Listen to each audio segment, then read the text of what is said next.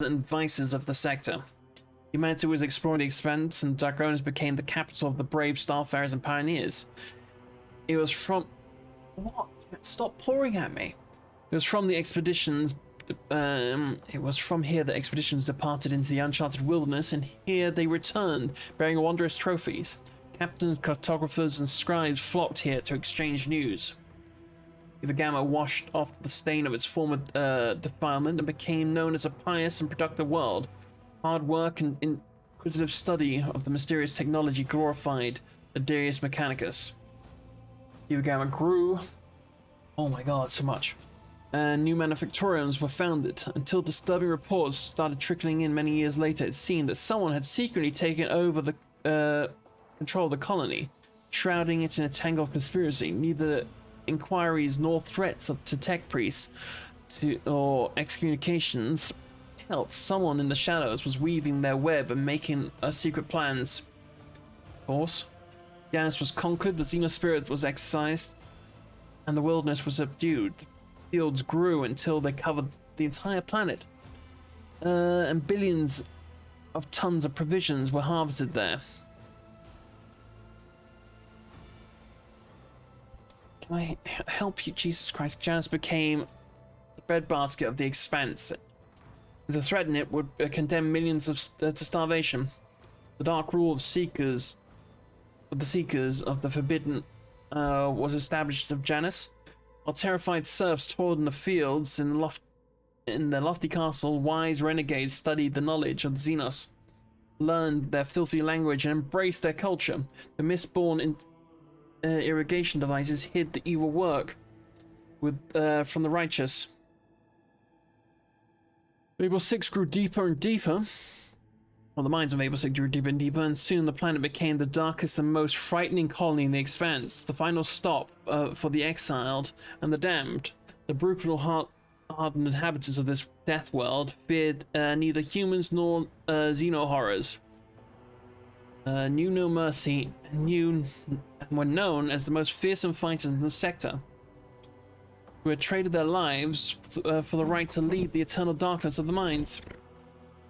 Guarded luxurious palaces were built under the climate domes, shrouded by clouds of poison. They housed so many powerful blackguards, persecuted aristocrats, and wealthy scoundrels that Vapor 6 gained unimaginable political influence. Such grand and sinister deeds, they were done there. That belonged to were done there. That before long grim death world was okay. Cat, get the fuck out of my way. No longer secluded and forlorn, Foulstone turned into a spiritual center for the expanse, clad in gold and power. Rulers went there to be anointed for greatness. Criminals for penance, and the righteous for encouragement. And there was no end in sight. Converted to a comet shrine, Foulstone's moon spread the word, think on Constantinus, whatever, throughout the expanse, protecting the world from attacks. And by the enemies of humanity, its servants asked for neither money nor power, but only for relics left by their blessed patron. Wise handed them over with reverence, while the haughty learned how heavy the hammer of Foulstone was. The fate of the pure-voiced prophet, guardian of the hallowed crucible, was a sad one. After visiting 7 worlds and bestowing blessings of transformation upon them, he perished at the hands of bloodthirsty Yukari pirates, along with his retinue and the priceless relics. After recovering from Corda's regime, Footfall reclaimed its stature as the trading hub of the expanse, having learned a bitter lesson. The King Discord created Footfall's partisan militia, a well-equipped mercenary army that answered only to him. A modicum of order returned to the station. Racket's system turned into a purulent wound of corruption, poisoning the expanse. The surreal energies of the yearning warp legion held its planets together. When the absence of gravity pull, even in the absence of gravity pull of the star, defined the very laws of the existence. Immense depravity took root in Reichard Minoris, and it poured out into other systems with vile glee. People of Reichard Minoris, saved by the rogue trader, eventually found a new home. The colony of New Reichard was founded at the edge of the Von Valencia's Devonson Bay area, basically. For a short time, the world was a place of equality, as there was almost no aristocrats left to enforce any kind of hierarchy. But within a generation, everything had returned to business as usual. Yesterday's serf assumed the burdens of authority with pleasure, as well as the right to mistreat those of lower rank. In memory of this world, all who perished on its surface or met a fate worse than death, construction began on an orbital slipway of footfall of a glorious cathedral ship to be called Raikan's Sacrifice. The miraculous fusion reactor powered its engines and cannons, fueling them with fierce power of the motive force. Before the unholy patron of the edge of daybreak, the cult of Final Dawn perished as well. Every cell of the cult was hunted down and eliminated. Rumors that the worshippers of ruinous power had managed to get away, hiding the writings of their warp-banished lord under their robes, were baseless. Left without mission or a leader, the word-bearers retreated into the depths of the immaterium. The last act of the vengeance was a bloody assault and footfall. The populace of several asteroids were exterminated or enslaved, and the statue of the God Emperor was badly damaged. Rumors of the rotting remains of the Eldari craft world spread around the expanse. Explorator, privateers, Casbirica agents, anyone hungry for easy money rushed to the frontier system to vie for a piece of the prize.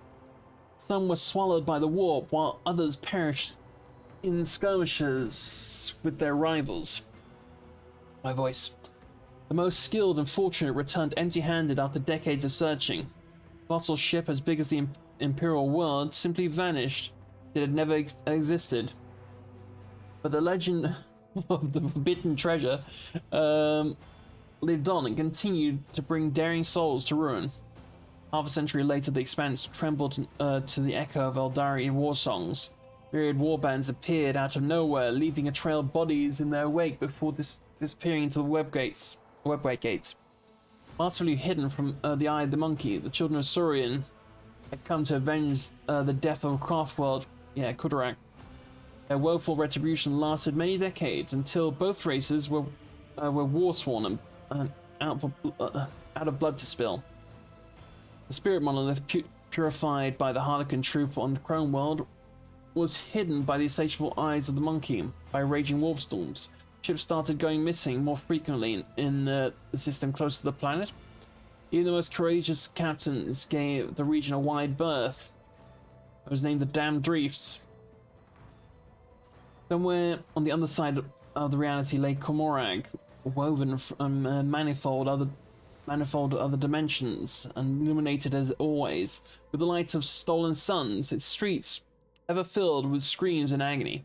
Any misfortunate experienced by the Dark City became another scar on its appalling face.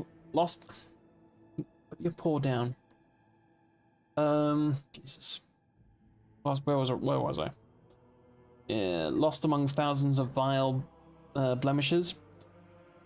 As long as the pain pulsed in its blood-soaked spires, the insatiable and unshakable Komorag continued its flight through the webway, along with the unchanging ruler, the leader of the Cabal of the Black Heart, the most dangerous of all Drakari. After Rotator's visit, dimensional rifts opened around the spire of the Reaving Tempest, flooding the streets of the Komorag with demons. The incursion terrified Komorag. The Cabal, the Black Heart, managed to stop it, but some Archons saw the event as a sign of their leader's weakness. Others interpreted it as a grim omen of the entirety of the Dark City. The fall of the Cabal of the Reaving Tempest united Komorag for a brief and bloody moment. The elite of the Dark City set their squabbles aside and found a new game in tearing apart the old domain of Archon Ymiras. The fate of the Reaving Tempest reminded the other Cabals that nothing lasts forever in the Dark City, save the city itself. The dimensional gate leading to Necron Tomb Worlds was sealed, and not a soul knew what transpired other than transpired on the other side. But now and then rumors came from the fringes of systems settled by humanity. Rumors of sickle-shaped ships that appeared and disappeared suddenly without showing any signs of hostility yet. Boxmaster, Ptolemy's dynasty was long heard in the Chronicles Expanse, trumpeting the arrival of the Rogue Trader. It brought glad tidings of the faithful and instilled horror in the heretics awaiting righteous retribution. After her death, Vigus was granted the honor of being immortalized in a herald servo skull. For many centuries to come, her voice praised the Von Valencius dynasty in transmitting orders across the thing. Helms unraveled, didn't he execute his duties until his dying day without once succumbing to sleep's sweet embrace. Only when a piece of shell penetrated the bridge armored hull unstopped by the stern officer's unyielding chest, did he finally know rest. High Factorum sought permission to retire. He said that the age had softened his heart and was more worthy young and assertive successors to take over his position.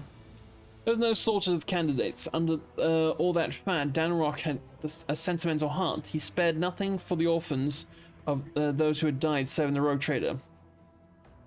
The children were given excellent education and were eager to serve the Valencius dynasty. Urban Drivestone cared more about preserving the influence of his line than the well-being of the Protectorate. His blind ambition lost him his governor's seat and the respect of his family. Within a few generations, one of the largest houses of Dragonis turned into an obscure family of petty aristocrats. Garpak missed the moment when her family, which had previously functioned like an oil machine, started to fall apart. Racked by infighting, among her distant relatives, many blamed Toriana for the Kiva Gamma disaster. Soon Gabrak and family splintered into warring factions and spent centuries locked in a violent struggle, only occasionally punctuated by the futile attempts to reunite the house. Sauerback was loyal to the Rogue Trader to the last, despite all the rumors to the contrary, finding little affection among his subjects or family. He stayed true to himself, remaining a forthright and severe and pious person. Macarius strived to ensure that every soul in charge felt justifiable dread before both him and the God Emperor. Regina Sauerback's sugar-tongued loyalty to the Rogue Trader prompted many crude rumors. The gossip stopped one day when the Sauerbacks' cold bodies were found in their bedroom. It was widely believed that they fell victim to machinations of distant relatives. Yet vicious whispers persist that, wait, didn't Regina Sauerback die because she tried to assassinate me? I thought we had her tortured in the middle of the square. Anyway, yet whispers persist that at some point between stabbing or by poison blade succumbed to his wounds, Macarius himself wrung his dear wife's slender neck. Members of House Rosarian served the dynasty faithfully and loyally, amassing more and more power. A century later, they had finally gained the respect by the other noble houses. Yet, power and luxury can dull any blade. Now pampered and idle aristocrats were scarcely recognizable as the descendants of a formidable seneschal of Rosarian. For reasons unknown, members of the Rosarian family found themselves time and time again as targets of assassinations, victims of unpredictable riots, and focus of palace intrigue. The misfortune that plagued their house suddenly stopped with Regina Sauerback met her end. I thought she was executed earlier. 17 of Rosarian, daughter of Abelard and Chancellor Jargonus, executed her duties irreproachably, and even found time to school her younger generation of the family. She was equally skilled mentor, chancellor, and political operative. After a century of immaculate service, she surprised everyone by leaving a position and becoming the first maid of a trade ship. She would later admit, like a true Viserion, that she was always had a passion for ships and voidfaring. Branches of Garprak and Viserion became intertwined for a time after the marriage of Asteria and Vincent. To the great sadness of the couple, the great amusement of the Grown-Up admittedly, their marriage produced no children. Just like her ancestors, Viserion Garprak dedicated her life to service. Crushed by the events that shook the stability of his house and his inability to provide an heir, Vincent lived in his wife's shadow. When his time came, he passed away without notice. Wow. The Harlequin, known as Nocturne of the Oblivion, visited the Expanse once again. Sneaking onto the Argonis, he came to the Road Trader's palace and left him a special gift. A case of Dari crafting, unmistakably ancient and precious, adorned with the rune of an eye inside a triangle. Only the Lord Captain knew what it contained. The Harlequin candidly warned him that he was drawing the Von Valencia's dynasty into a deadly dance, a shaking doom that will freeze within the threads of Terra's loom. And he promptly departed, and not without reason. A few hours later, assassins from the Dark City appeared, following his trail, and were mercilessly killed.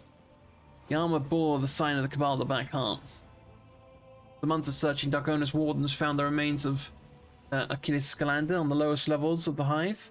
Vicari artifacts and records discovered beside him indicated the agents. Yeah, we already know this. Savage deeds of Statov witnessed on the football traumatized him. His architectural genius was shattered. Only the rare collections of true connoisseurs held his work. Written in shaky hand, put forward the ultimate void station and mortuary. Having completed his last journey, the Lord, with his Lord Captain Abelard Viserion, with the gracious permission of the Rogue Trader, left his post as Seneschal and took over the helm of his large family. The House of Viserion rose above its rivals. Again, the target persecution, even after their esteemed patriarch died decades later in his bed surrounded by grieving loved ones. Abelard's shining memory was brightened only by rumors of creeping madness in the twilight of his life. Many said they had seen the esteemed Seneschal talking to someone unseen in a voice filled with unusual tenderness and sorrow. So Sargenta made no secret of her great respect and gratitude she felt towards the Lord Captain. Yet her duty compelled her to lead the Von Valencia's retinue. With the blessing of the Ecclesiarchy, she founded a minor order of the Adept Cerritus, the Order of the One Star, united around the Keeper of the Sacred Relic. Its sisters protected the faithful from the dangers still lurking in the Expanse. The wider order and its courageous founder very quickly became heroes of legends, instilling hope and inspiration in the hearts of Terra's faithful children. Yeah, the trade thing unlocked a sea of possibilities for Jehadari. She left the Kasabidka mission and became an independent agent, choosing one destiny as a unique gift that ordinary mortals would never dare to dream of, but Jay was no ordinary mortal. He found new friends, skillfully danced along the knife's edge between trade and piracy, stole from the strong, granted mercy to the weak, and even brought a couple of modest planets. Okay, bought, yeah. And she was she never betrayed herself. Half a century later, a fledgling road trader whose name is now forgotten, brutally crushed Dre, accusing her of abusing her power. The road trader conquered her worlds, exterminated her people, and did everything in power to wipe Jay's name of vulgar deeds from the Expanse's memory. So the Imperium vanished under mysterious circumstances several years later. After receiving a signal encrypted with Inquisition codes, he traveled to an unknown distant world from which he never returned. Jay's story. She was doing great and then she died. In her journeys with the rogue trader, Cassia experienced all the hardships and the lights of the galaxy. The invaluable experience and now new knowledge helped her finally conquer her fears and accept herself and her powers. The Lady Navigator became the Novator of the house, tasked with addressing the consequences of Destiny's rule and the chaos that followed her disappearance. For the duration of her reign, she partially worked on uniting the feuding branches of the house, forging alliances and expanding influence, and then she was brutally murdered by everybody, right? The Starway Atlas, which contained the memories of Destiny, and yeah, the set Halocline lost its power. House of Celia navigated once again had to rely on skill alone in the depths of the Immaterium. Many of them lost their lives, but those who survived the crisis became hardened veterans, the pillar of the house. Most of those fortunate souls were young and brave, and too few of them were old and wise. Daratalas lived several more years after the Rogue Trader Grand campaign on Epitaph. Despite her short life, she left behind many legends and tales of her adventures in Lord Captain's service, and the terrible war phenomena that she manifested. Shortly after her death, Idara vanished from her post. Jade disappeared with her. Jade returned many cycles later. She declared that Idara's last days were spent full of joy and adventure, and that her greatest pleasure had been watching Void Whales play. In announcing the discontinuing of the cycle, Armanat Collective instilled terror in the hearts of those who revered the theorems of purity.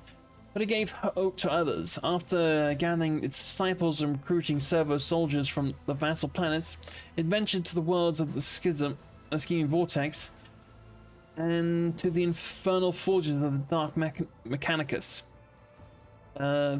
This march of re-indoctrination was meant to seize stolen secrets of the Omnissiah from the hands of the heretics, temper the cults in the fire battle, and transform it into a tool of eradication and comprehension.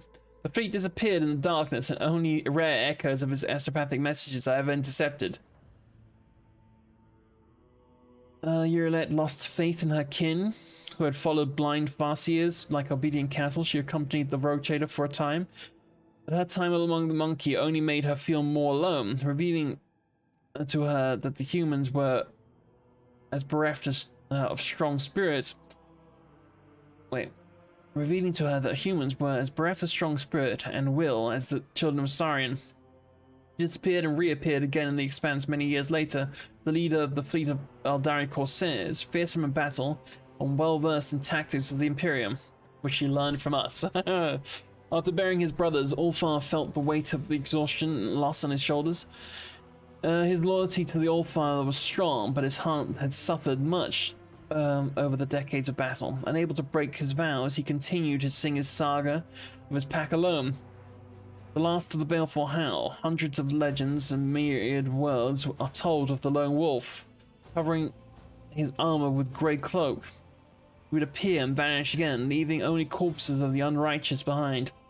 Stories were crafted about a mysterious avenger, and hundreds of young heroes, wolflings, began to follow him. Ulfar did not call on them. He did not remember their names, and did not mourn them. He longed only for honorable death, but could not find it. He always survived. Blessed Alexander spent many cycles looking for Ulfar to try and save him from despair.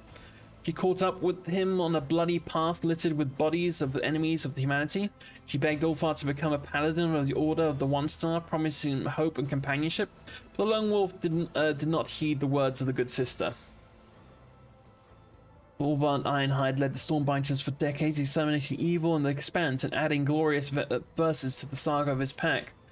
When he fell, his successor Holbrand decided it was time for the wolves to return home, and so he led the pack into the moor. Whether they were successful in returning to Fenris is unknown. It is rumored the true cause of Thorvald's Ironhide's demise was treachery. Faced with a superior enemy, the Space Wolves called on their allies for help, but the nearby Squadron of Quadrant's fleet withdrew, defiantly broadcasting that the blood debt of the Archmagus Armanet is not forgotten. The mysterious entity known as Nomos left the Von Valentia's ship, but not the Expanse. Rumors of machines behaving strangely and worryingly potent tech miracles emerged every year on dozens of worlds.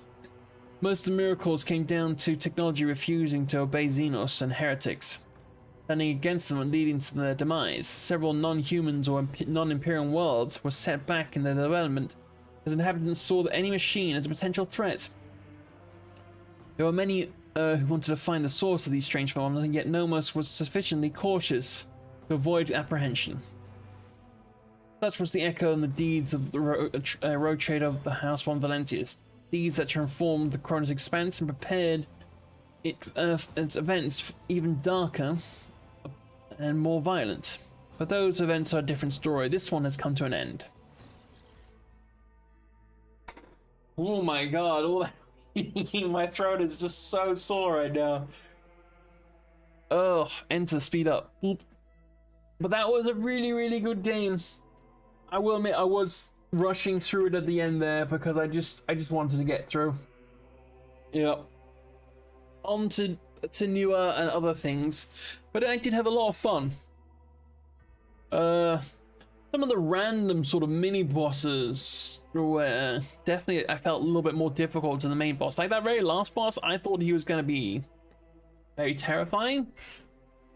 The same with Kalkazar, but not so much. Then again, we did just get like a bunch of really badass weapons. I'm just speeding through this to see if there's yeah, one thing I will say, just not enough voice acting. I'd rather have them maybe wait another 6 months or something and then come out with a game with more voice acting, especially main story. Like stuff on the main bridge was voice acted when you were talking to companions, but that was all. And especially with, when I'm dyslexic and stuff, it just makes things difficult and I don't get that extra part of the experience. It would just take it up a notch. For sure. But anyway, special thanks somewhere on there. I think if that's the backer's name, then I'm on there at some point. I keep speeding through. A lot of people fucking supported this game, that's for sure, though. Oh, my voice is... I need a cup of tea. Something to eat. Been going for 8 hours. Jesus. Oh, I don't know why I'm just speeding through this, but maybe it might be something afterwards. I don't know.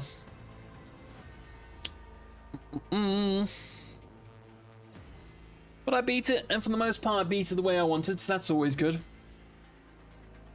Sometimes it kind of forced you into saying things that you really didn't want to.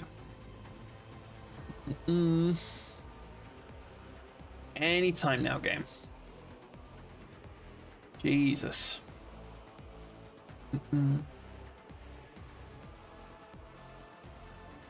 also glad we managed to fix the freaking sound bug we were constantly having, but I ended up having to delete a file. But apparently it's a known issue that just deactivates USB ports, which is causing my my mixers to go all haywire. But we're only at the M's, Jesus.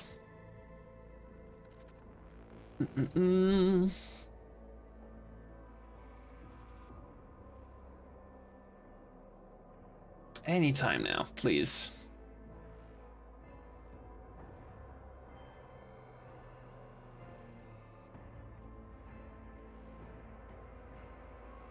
Well, they didn't have any shortage of backers, so that's for sure. Damn. Can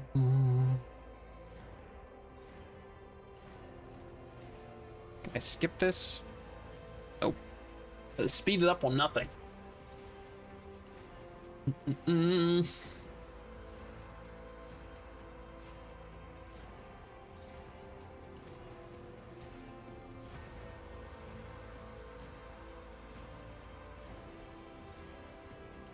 Oh.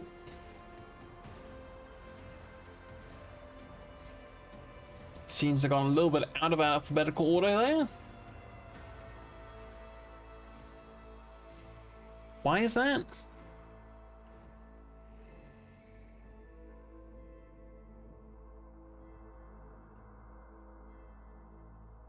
Oh no, this is the backers.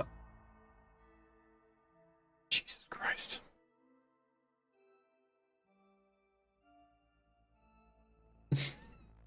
And who was the list of the other ones?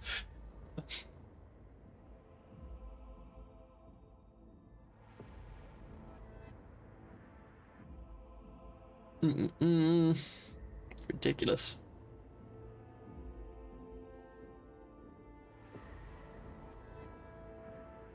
Yeah, option to skip. Please make that a thing.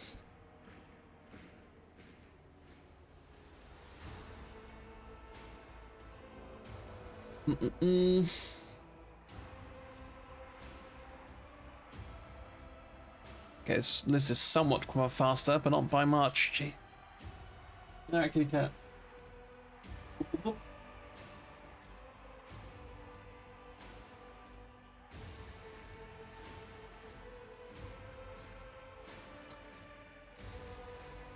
One day we'll make it through.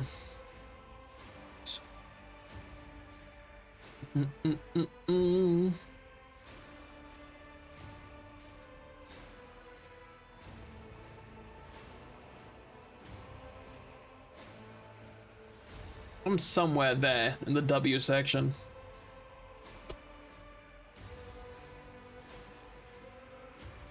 And then comes the mix batch here. Why does it stop being alphabetical all of a sudden there?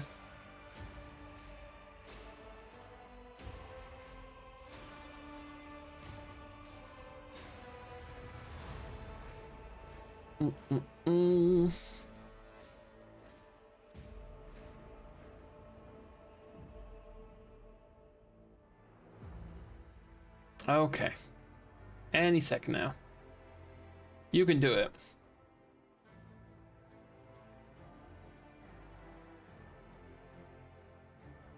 No problem.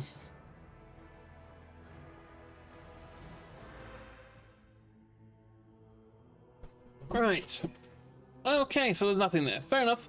Well, thank you so much for watching. I hope you guys enjoyed today's stream. If you missed out any of the playthrough and would like to catch up or just see some of the other stuff I do on the channel, feel free to go to my YouTube link in the chat right there.